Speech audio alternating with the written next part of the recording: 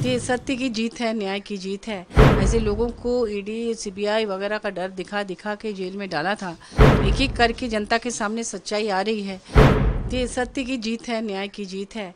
जिस तरह से भाजपा की सरकार ने लगातार तमाम राज्यों के मुख्यमंत्री और बड़े नेताओं को, जो कि भाजपा में नहीं है, ऐसे लोगों को ईडी, सीबीआई वगैरह का डर दिखा दिखा के जेल में डाला था।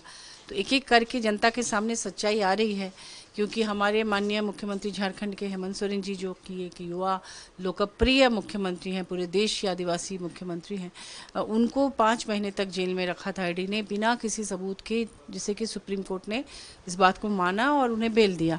उसी तरह से अरविंद केजरीवाल जी, माननीय मुख्यमंत्री दिल्ली, को भी कितना परेशान किया गया, उनके पूरे मंत्रिमंडल को परेशान किया गया। एक एक करके तमाम लोग बाहर आ रहे हैं, चाहे वो संजय सिंह हो, मनीष सिसोदिया जी हो और अरविंद केजरीवाल जी हो।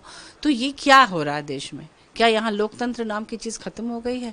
जो सत्ता में आएंगे वो इस तरह से दूसरे जो भी, क्योंकि संविधान में दिया गया है हर पार्टी को यहाँ पर शासन वो कर उनकी सरकार आ सकती है। तो भाजपा चाहती है कि पूरे देश में सिर्फ भाजपा की सरकार रहे और कहीं नहीं रहे। तो ये बहुत ही गलत तरीका है, ये एक तानाशाही है। और अब उनकी सच्चाई एक कर सामने आ रही है। जिस तरह से धर्म के नाम पर एक दूसरे को लड़ाना हमारे देश में, आपने देखा कि कैसे इलेक्टोरल बॉन्ड सामने आया तो पता चला कि जिस धर्म के नाम पर ये लोग आम इनोसेंट लोगों को लड़ाते हैं, उन्हीं बीफ कंपनी से चंदा लेकर ये चुनाव लड़ते हैं, भाजपा को सशक्त करते हैं, ऑफिस बनाते हैं। कितनी सारी बीफ कंपनी से चंदा इन्होंने लिया है, वो तो पूरा इलेक्टोरल बॉन्ड में आ रहा है।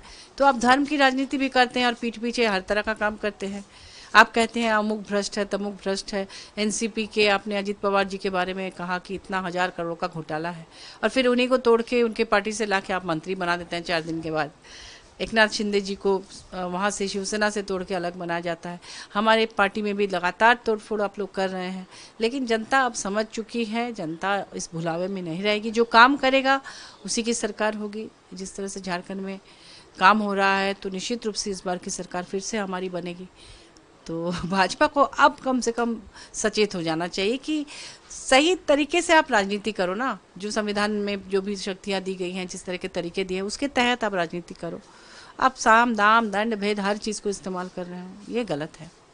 और हम सभी लोग बहुत खुश हैं, क्योंकि अरविंद केजरीवाल जी इंडिया गठबंधन के हिस्सा है। आप और इंडिया गठबंधन एक दूसरे के सुख दुख में खड़ा रहता है।